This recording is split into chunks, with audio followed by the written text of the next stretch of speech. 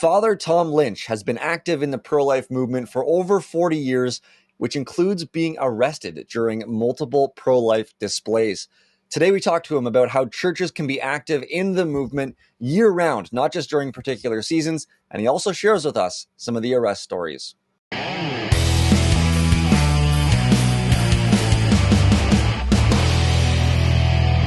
Hello, everyone, and welcome back to the Pro-Life Guys podcast. My name is Peter.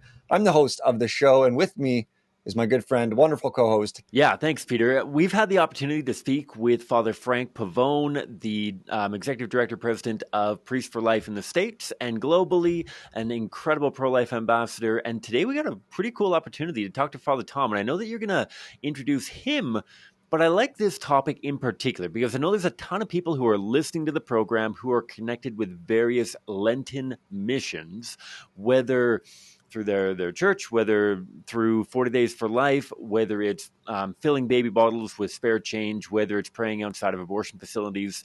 And Lent, the 40 days arguably leading up to Easter, that many Catholics, and I know many more, observe as some kind of a preparation for the Easter season. Many people look at this as a good opportunity to integrate pro-life prayer and almsgiving and service even into their daily lives. And yet today is all about how we go beyond 40 Days for Life. How we not only integrate this into our Lenten season, but also into the whole year round. Because for a lot of people, this is kind of like New Year's resolutions where you do it for a little bit and then you completely forget about it for the rest of the year. We want to help people be active year-round in various ways. And so I'm really excited to be able to talk to Father Tom Lynch, a good friend of much of the pro-life movement. I've heard a million great things about him from a good friend of mine, Tim Scatliff, that we've had on as Humans of the Pro-Life Movement guest out of Winnipeg. And so shout out to you, Tim, for putting Father Tom in my ear as a great guest candidate from you sharing about him. But yeah, Peter, tell us a little bit about Father Tom and we'll dive into the episode. Absolutely. He is the president of Priests for Life Canada and has been directly involved in advocating for the rights of the weak and defenseless for the last several decades. He's a popular advocate, lecturer, and teacher in the area of family and life. He has been an ethics consultant with the Archdiocese of Toronto, Ontario Catholic Conference of Bishops, and the Canadian Catholic Conference of Bishops, is a lecturer in moral theology, and teaches bioethics, sexuality and sexual issues, social justice, and marriage. And in just a few moments, he's going to give a solid resume synopsis as we talk to him. So here's our conversation with Father Tom Lynch. Father Tom Lynch, thank you so much for taking the time and joining us on the podcast today. You're quite welcome, guys. Yeah, so to kick things off, we'd love to learn a little bit more about you. You're the president of Priests for Life Canada. So could you tell us a little bit about what you do in that role, but also how you got into that role, how you became passionate for preborn children? I started in the pro-life movement when I was not quite 15, 49 years ago last month. I was at the founding meeting of the Coalition for the Protection of Human Life. And at that meeting, it was pointed out there were a number of young people and we weren't being taken seriously at all. So Paul Broughton, who now runs Life Cycle Books and has for many decades, decided to get a number of us together. And at that time, pretty well everybody at that meeting had already been running groups. We started my first group when I was in grade 9. And so we went from there to start the Canadian Youth Pro-Life Organization. I guess I've been on the board or founded probably close to 25 different organizations, both nationally and internationally, and haven't really got off of the work in all that time, both Alliance as it was reformed, Coalition, Campaign Life, Coalition for the Protection of Human Life, etc. I was International Youth Pro-Life Organizer for about 7 years. I was a lobbyist for a year before I went into the seminary, and then various other things that I've done in between. So at the time I got ordained, I was made our pro-life liaison for the diocese, helped to set it up in about 30 to 40 other dioceses across the country. My first several years in the priesthood, started a bioethics center and a pro-life center here in the diocese. got heavily into bioethics and served on the Canadian Bishops Commission on Bioethics and its effect on the family in the 1980s. How is that for dating oneself? For about 5 years, and from there transitioned to be an advisor really since that time till now for the Vatican under various departments, etc. What got ordained in 84, became a prison chaplain at a maximum security prison for a few years, was sent away to get my doctorate in bioethics, moral theology and bioethics, taught at St. Augustine Seminary, and I was an early joiner and board member of Priests for Life Canada. Then, because of having to go overseas, I stepped off, and I became the head of Priests for Life Canada in a weird way. I got a phone call from Jim Whalen, who was the first president and then continuing president, and he said, "Tom, it's time to get back on the horse. I need a new chair, and you should get back on the board and be the chair." I said, "Okay, I can." And he said, "Besides, somebody's going to have to take over after me, when I'm gone." And I said, "Oh, Jim, you won't be gone," all that kind of stuff. So I agreed to sit, to be on the board. 3 weeks later, he dropped dead while doing a pro-life mission. So I prayed about it, talked with a few people, and then it wasn't a surprise, I guess, when the board asked me to take over as president, and I have been ever since. But I sit on a few other committees, hospital boards. I've sat on I don't know how many different hospital boards and ethics committees, etc. So I'm fairly busy as it goes. And currently I'm still a visiting or adjunct lecturer at St. Augustine Seminary. I guess you would say, an operating bioethicist / consultant, and a few other jobs, too many to mention. I'm rector of the cathedral in Peterborough right now. So it has been a dominant theme in most of my life, on just about every aspect. Got arrested a few times, but that's a few years ago, both when I was a layman and then when I was a priest.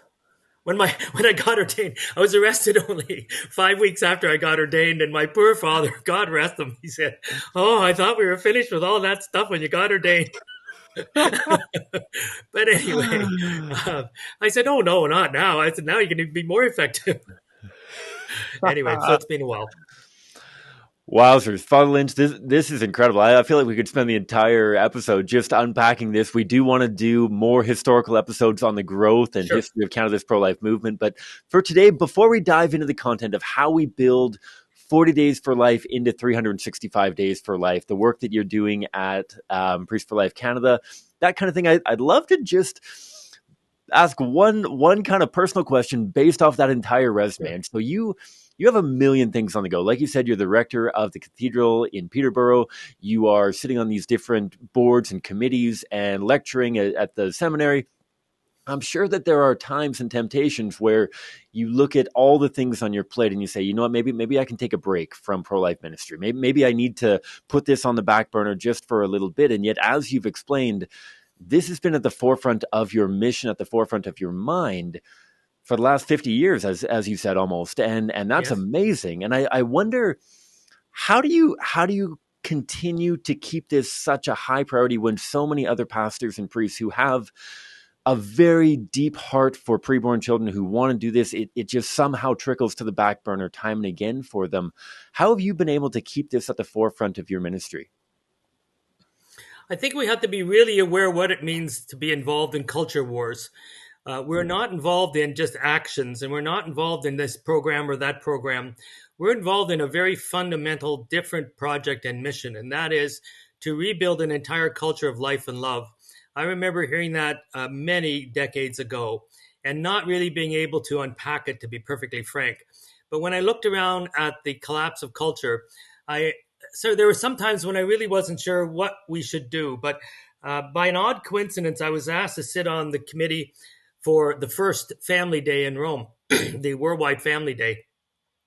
And I really thought this is going to be crazy. But then they've got some amazing lay organizations. And so I was only about, maybe 20 feet away from the Holy Father at that time, John Paul II, up on the piazza and overlooking St. Peter's Square and seeing thousands of families and the balloons and Communion and Liberation and Focolare organized it. It was fantastic. They do a great job. And I remember the Holy Father took his notes like this. And of course, you probably don't remember, but John Paul II never used a lectern. He always held his notes. and he would throw his notes off like this. There was a little Vietnamese bishop who had been kicked out of Vietnam, and his whole job was grabbing those notes for posterity, because John Paul never looked at it when he went like this. But he put his notes down, and he looked out over the crowd, and he said, for all of you people who go like the prophet Jeremiah, lo, how has Jerusalem fallen? He said, look around and say to yourself, what great building material. And I've always remembered that. And so when you look out, you have to look out and see that there's building that has to be done for the sake of the culture. And it's going to be a building that we can see some ways, and some ways we can. And like when they were building up the walls of Jerusalem, they in Nehemiah, they said they built up the walls of Jerusalem with a sword in one hand and a trowel in another. So I think that we have to see our work as priests. We have to see our work as believers as certainly being pro-life, but to be pro-life is to build up an entire culture of life and love. And if you look at that, then you see a lot more of the positives as well as the negatives there too. But you got to have the sword, as well as the trowel. Yeah, that's absolutely right. And I'm very curious about the arrests, and I'm going to loop back to that at the end of the episode, just to get. High school students are usually very, very intrigued about the arrest when I casually toss that into a conversation. Yeah. And I know our listeners are as well, because a lot of our listeners are younger activists. They're in the movement. They've never been arrested. I mean, they've had some harassment from police and campus authorities. Well, we love to hear the stories of those who have gone and done activism before we were, to hear just how things were and what we can learn from that. So I'm gonna loop back to that towards the end. But looking at 40 Days for Life and Lent, a lot of people during this Lenten season give up various and sundry items like ice cream, or using Facebook and social media and all of that.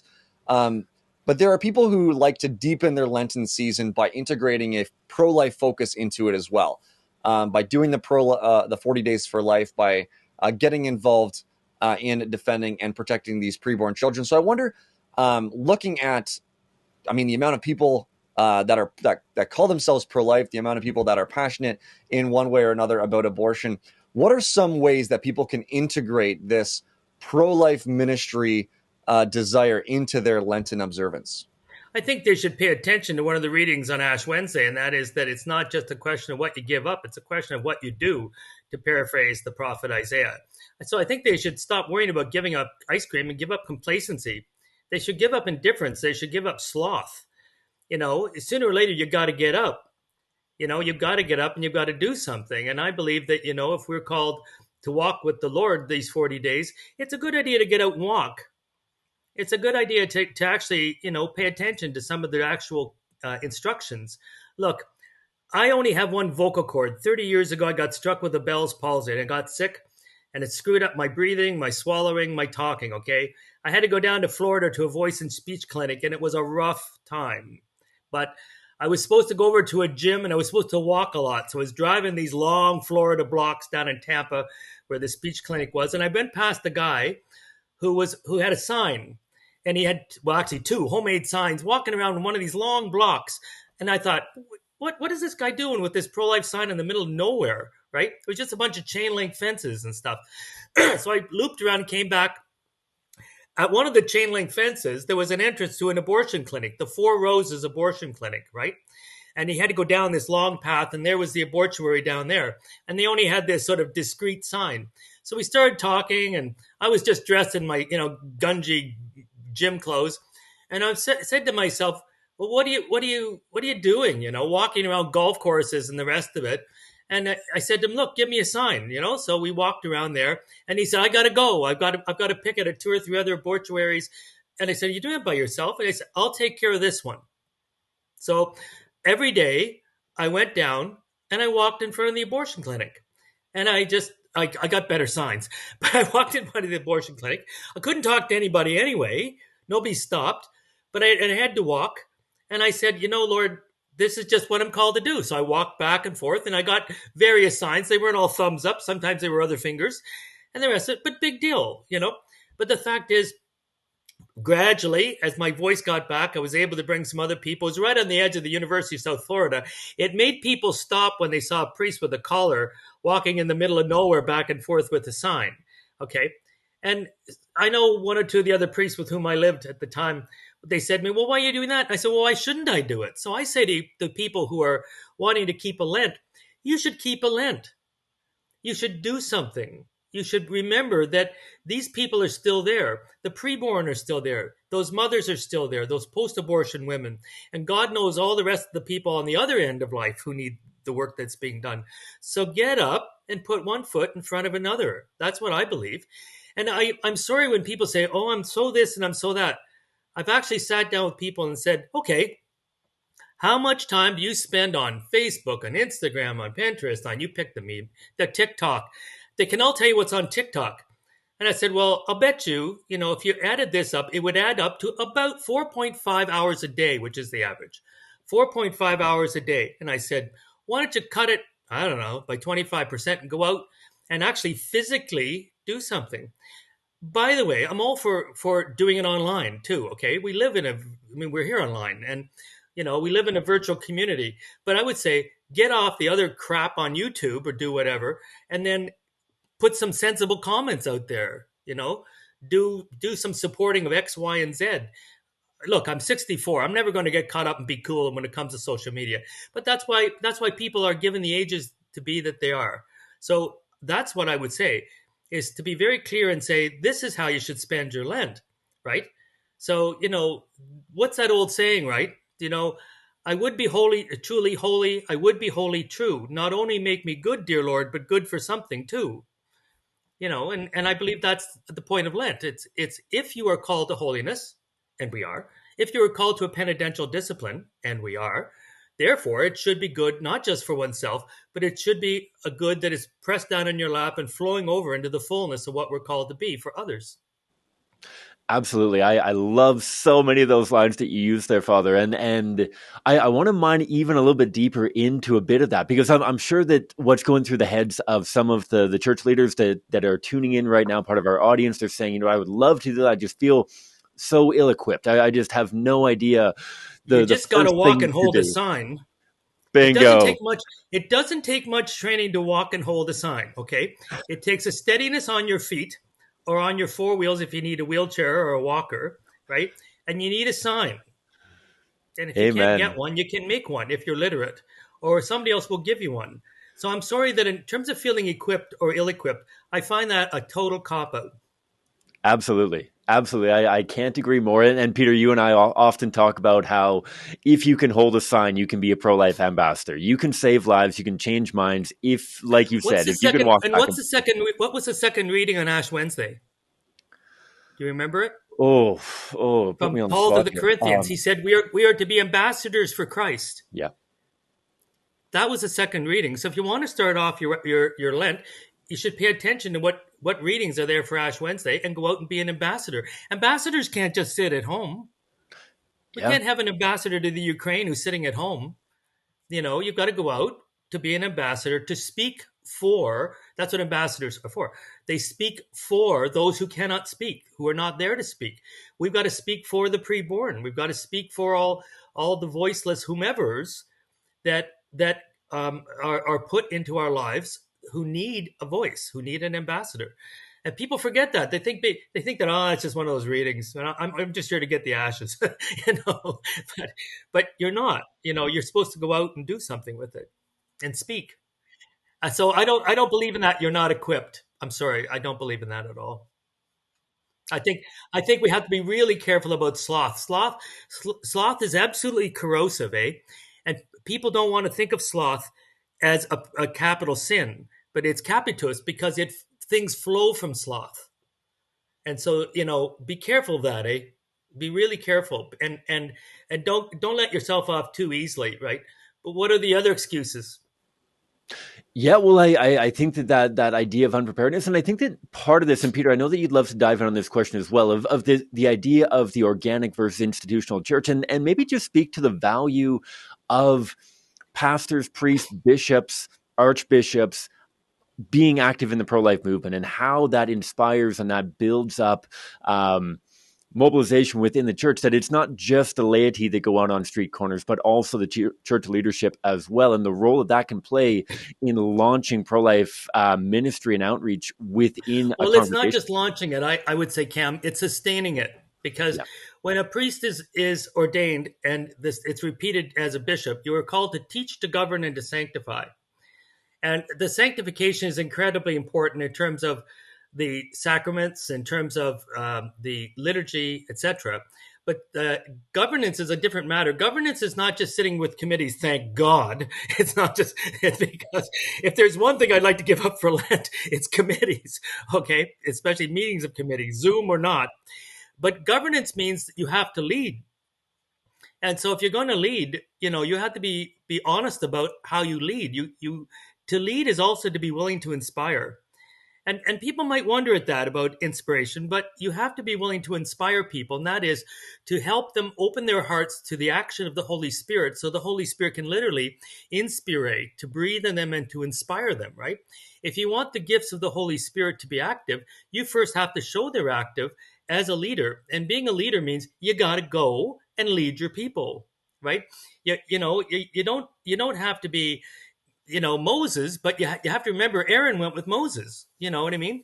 And so I think that's incredibly important. I've seen bishops that have been willing to go out and do things, and it's electric. I've seen priests. I spend a lot more time when I'm out on the sidewalks listening to people than doing other stuff, because I'm listening to them and they're saying, "Oh, it's good to see you here," and da da da da da. Or the fact that you'll speak about it at Mass and say, "Now, when you get up from your pews, go out and do something. Go out there on that day on the street corner, or go out for these couple hours in the cold across from the hospital and bring your little ones. And if you don't have little ones, that means you don't have any other excuse not to be there, right? Because maybe you're retired, and if you're retired, you can take the difficult times, and that kind of thing. So, or people will say to me, "Well, gee, I got a walker," and I said, "Well, you've got an automatic chair. You're the only one that can bring their own seat." So I mean, I think my mother was a little over 90 when she died. She had gone to the March for Life in Ottawa for however many years it was going.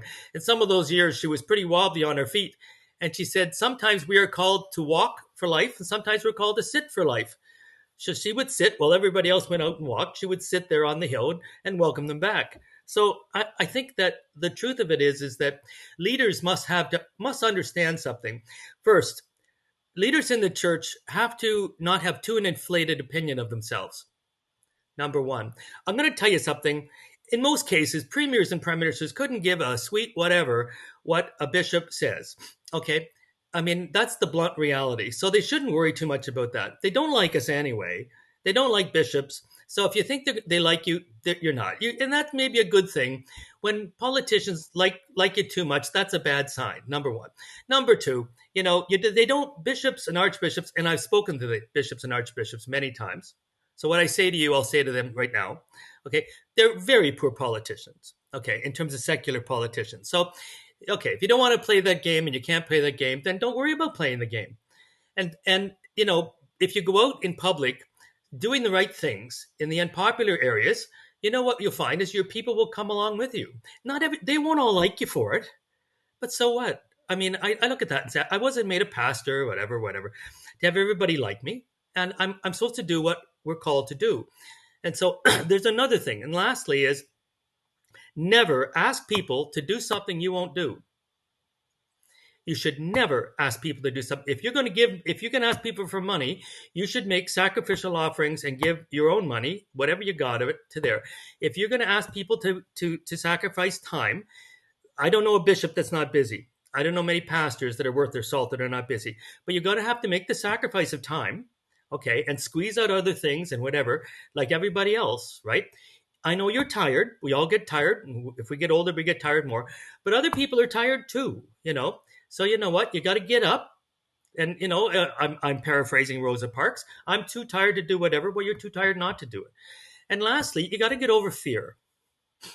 You got to get over fear and embarrassment and everything else. I mean, I don't like holding signs with dead babies. I've been doing it for years. I don't like doing it. Okay, I don't. I mean, I wish I didn't have to do it. I wish I could be at home having an adult beverage of choice, whatever. I don't like standing out in the middle of hot suns or cold days or whatever. I don't do it because I like it. I try to make the best of it. And I say that with bishops. Every day you should do one thing you're afraid of. And then, you find you have less and less to be afraid of. I don't know if you know who Catherine de Hewitt Doherty was. Yeah. Yeah, she started Combermere. She started the lay movement and lay and priest movement of Madonna House. Yeah. My mother actually met her on her wedding trip, on the Baroness's wedding trip in 1945, I think it was. And so we sort of kept the contact with Madonna House. I read her Dear Father book when I was very, very young as a priest. And in it, she was talking to a priest in downtown Toronto in the rough areas in the 30s. And she said to the priest got told he should go out for a walk. And she said, Father, you should go for a walk in these streets. Oh, he said, they're all the communist streets. She said, well, Father, that's why you should walk there. But they'll throw stones, he said. Yes, but they won't be very big stones, she said. And they did, and they weren't very big stones, and that was it. And I say that to bishops. I say, okay, what are you afraid of? And that's a legitimate question. What are you afraid of? Okay. And I hope, as believers, we can talk about that, and we can recognize fears. We're not Superman. And let's talk about the fears and go on from there. And then, you know what? The first times you do it, you find out you're not afraid of too much, really. Like most things in life, most of the things you're afraid of never happen. And, the devil is the father of lies and of fear. So, you have to call on that gift of the Holy Spirit of fortitude. Yeah, I think this is important, not just for church leaders, but also just for regular people who want to do activism. Cam, I know I had a lot of fears when I started activism. Maybe you did as well. And so, yeah, it's the importance of trying to face our fears, but also doing it in community. I mean, the pro-life movement is a massive community. It's a community throughout Canada, throughout the United States, and many countries throughout the world. That's right. And so getting active in community and facing the fears you have in community while you seek to defend preborn children, I think is very important. Speaking of facing fears, one of the fears that some people have when they do various projects is getting arrested, not because they're doing things that are illegal, but because they're doing things against the status quo and what our government and police officers generally do not like. And so could you dive into your arrest story? You can choose one or tell both of them, but maybe set the context. And there were more than twice, but anyway. Okay, more than twice. I thought you said twice. All right, well, just take it away and share with us how you got arrested, why you got arrested, and maybe, some of the implications of that on the pro-life movement around you. There are two reasons for getting arrested. One is to protest an unjust law, and the other is to realize that law is necessarily a couple things. Law is necessarily minimal, it's negative, and it's punitive, right? You cannot do something. But law is never meant to protect evil. Law is meant to be able to somehow safeguard and protect good. And so therefore, if evil is being done, we have a moral responsibility to do whatever we can to prevent that evil from being done, either at its time or in the future. So that is a moral responsibility. Laws necessarily should be naturally based, but are necessarily human and changeable. That's the nature of them. So laws should never come before morality. And we have any amount of historical awareness about laws and morality being in conflict. So just the fact that you're breaking a law doesn't mean you're doing something immoral. Sometimes it can be quite the opposite. So when I was a later teenager and in my early 20s, there were a number of blockades going on in the United States. It was really easy to go down to the United States. Believe it or not, you could go with seat sales and that kind of stuff, or just drive, even in Earl Clunkers. So we went down in places like Indianapolis and Toledo and down in Washington. So we were arrested at the huge blockades in front of abortion clinics that were then being held. And because we were foreigners, they didn't really care. There's one big thing: if you get arrested, you've got a couple hundred people that are arrested, they've got nowhere to put you. Like, that's the thing you got to remember. They've just got nowhere to put you. So the fact is, police are not very good at the whole nature of civil disobedience. Whether it's right, left, or center, they just can't handle civil disobedience because they expect compliance. And I'm not going to be in part of the defund police stuff. Most people, in the pro-life movement are astonishingly respectful of police, and they're aware that they're doing their jobs, upholding an immoral order. So for those instances, it went down, and I'm trying to remember whether it was 5 or 6 times. Anyway, there was a bunch of times you got dragged off, but we didn't really get arrested. To arrest you, they had to throw you into jail, right? And do something. So a lot of times they just dragged you out of the way.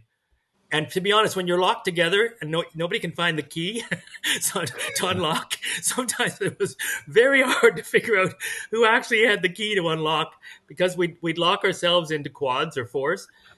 And so one time, then I was a priest. It was in front of the Morgenthaler Abortuary, and oh, it was hot. Oh my God, it was hot. It was the end of July, and there was a couple hundred of us, and I kept thinking, oh, please start on our end because it was so hot. Anyway, I was locked in with this woman who was in her late 60s, and she was the most elegant woman you ever saw. She really was. Stella Dawson. Her dress, she wore a hat, she wore lace gloves, and a handbag. She was one elegant, classy lady, let me tell you. So by the time they got to us, when they've started at the other end, they were cutting off these chains, right? So they cut two of them off, and they looked at us, and they said, I'm a fairly small guy, and they looked at us and said, oh, they're both small, throw them in together. So anyway, they trucked us over to the paddy wagon, and Stella said, excuse me, dear, to this great big hulking sweaty OPP guy, and said, but my handbag is over there. Would you mind going to get it? And he said, oh, just a second. So he went over and he came back with his handbag. And she said, thank you, dear. And he said, it'd be easier if you just got into the paddy wagon. She said, oh, son, I think the whole point is not to do that. So they threw us in together, and then this elegant lady said, "Excuse me, Father, can you turn your back, your face?" And so she dug around in her bra, got the key, and locked us. So you have to laugh, but the fact is, we shut down the abortuary for a day. I don't know how many people we saved, and I say people, probably some. I hope to God we saved some. But the other is, you must act in public, and the tactics will change. They've got to change. I don't have a truck. And that's what I could do at the time, right? So, and I am not canonizing any tactics. Some tactics work, some tactics don't. Sometimes they work for this and that. But it's only a jail. They'll get rid of you anyway. Like, I guarantee, like, it was a Friday. They had to get rid of us. They had nowhere to throw the drunks in a drunk tank. And you know what? We were stuck in jail, and he's dead now. But Father Ted Culleton, who was a tall, thin guy, and he was a hero of mine in the movement, he said, we have a job to do here, Tommy. And I said, what is it, Ted? And he said, we've got to teach them how to say the rosary, and they've got to teach us how to sing. Meaning the evangelicals and the Catholics. So we did. That was it. And so, you do that a number of times, and it doesn't matter. But once again, I've known any number of priests and some bishops that have been arrested, and people will say it causes a scandal. Well, if one may, I think you need to go back to the root of the word scandal, scandalion. It's a rock to trip over. Sometimes it's a good thing that people trip over things in that way, not in other scandals, of course, but they have to be made aware that this is so important that I will, give up my liberty, even if it's for a brief time. But people like Culleton, Father Gio Battaglini, Father Bishop Lacey, it was a longer time. My sister is Rosemary Connell. She has 39 grandchildren, something like that. And she spent 40 days in the Toronto West for blockading an abortuary. And when she was up in the court, I was there. She's smaller than me, and the woman that she was with is small. And so this prosecutor, this was going on, but these women are terrorists. And the judge said, terrorists, stand up, Mrs. Connell, stand up. I forgot her last name. Stand up. And they were only about 5'0". Terrorists. And how many grandchildren do you have? I've had 5. How many do you? Well, 39, I think. Terrorist grandmothers. And he looked at the woman and he said, you kept these women at government expense for 40 days? What is this? Your idea of Lent? And my sister said it was a kind of Lent. She said it wasn't fun, but she said you had to make sure it was Lent, and God has you here for a reason. And I believe that. I think you have to be willing to sacrifice those little things like your dignity. You know what? Nothing begins and nothing ends that is not paid with moan, for we begin another's pain and perish in our own. That's what Francis Thompson said. Dignity's going to be gone. People stand on their dignity way too much. I mean, go do what's right and skip your dignity. They don't care. You shouldn't worry about those kinds of things. I realize people do worry about it, but you know what? I haven't found it really affecting my priesthood in a negative way, other than sometimes bishops don't know what to do with me. but but I haven't really found it. No. And once again, I think I say to people that, well, being arrested just shows that you can change the law. It might be legal to kill preborn children, but it's still horribly immoral and evil. And it's obviously evil. You're trying to change how people talk about it or not let people know. So you see that you can change a law here, you can change a law there, but God is the founder of all true law. And so therefore we're called to obey his law first and not the others. And I say to all you activists that I don't necessarily have to agree with every one of your tactics. I don't. Okay? And you don't have to agree with mine. But it's a war. And so therefore the tactics are going to have a cost. And part of the cost is going to be your dignity, your freedom. Maybe it might be some of your reputation. But you know what? You don't have as great a reputation as you think anyway. You really don't. So I think that's, people are very puffed up. They think they've got much more of a great reputation. Really, get over it. So I want to say to them, get over it and do what you should do. Yeah, that's huge. Is get over it, do what you should do. Be involved in the causes that you should be involved in. Fr Lynch, I am inspired just by hearing the stories of what you and so many others were willing to do at that time. And I can only imagine the impact that had on the pro-life community when they see their pastor, a priest in their diocese, willing to make those sacrifices for the defense of preborn children. Just as we begin to wrap up here, I want to kind of change lanes fairly quickly, I suppose. I'd love to talk more about your experience here. But as we look at this Lenten season, we've got these 40 days for life that so many churches have brought on pro-life ministry and a focus in. How do we go beyond that? How do we go beyond just 40 days for life and get towards a 365 or close to that days for life? How do we prioritize pro-life ministry, whether as laity, whether as clergy, whether as church leadership, whatever it may be, throughout the rest of the year? What do you guys do at Priests for Life that help people integrate this into their ongoing church life, I suppose? For priests, we try to say to them, what's your role and what's your position? So be able to preach about it in its variegated fashion. We give them all kinds of ways to do that, literally for every Sunday for 3 years. We put in all kinds of prayers of the faithful. We encourage them to use whatever they've got in terms of various media platform, or even down to just the standard old pamphlets, which, by the way, people read, etc. We encourage them to allow various events to be publicized in person as well. It helps if they publicize it in person, if they allow various activities that are there. Don't knock fundraising because things take money.